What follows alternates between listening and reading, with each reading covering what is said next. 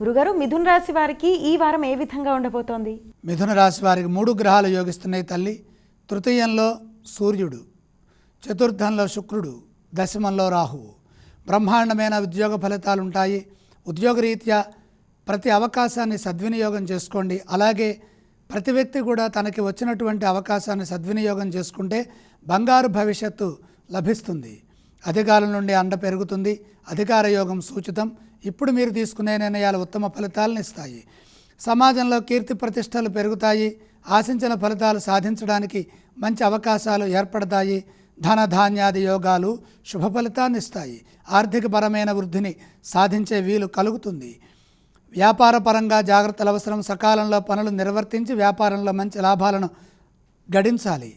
కొందరు మీకు ఇబ్బంది కలిగించాలని చూస్తారు కాబట్టి సాంకేతిక లోపం ఏర్పడకుండా శాంతంగా మాట్లాడండి. శాంతంగా సంభాషిస్తే శక్తి పెరుగుతుంది. తొందరలో పొరపాటు చేసి ఇబ్బందులకు గురి కావద్దు. అవగాహన సామర్థ్యాన్ని పెంచుకుంటూ లక్ష్యాలను పూర్తి చేసినట్లయితే ఉత్తమ ఫలితాలు సిద్ధిస్తాయి. వారం పూర్వార్ధంలోనే శుభాలు జరుగుతాయి. గురుగారు, అదేవిధంగా మిథున రాశి వారు ఈ వారం ఏ స్తోత్రాన్ని పఠించాలి? మిథున రాశి వారు ఇష్టదైవ స్మరణ చేయడం మంచిది. గురుగారు, మిథున రాశి వారు ఏ ఆలయాన్ని సందర్శిస్తే శుభ ఫలితాలు కలుగుతాయో తెలియచేస్తారా? శివుణ్ణి దర్శించండి. అలాగే ఈ రాశి వారు ఏవేవి దానం చేయొచ్చు? దానాల విషయంలో దుర్గా ప్రీతిగా, అంటే చంద్రగ్రహం అనుకూలించడం కోసమై కొద్దిగా బియ్యం దానం చేయండి.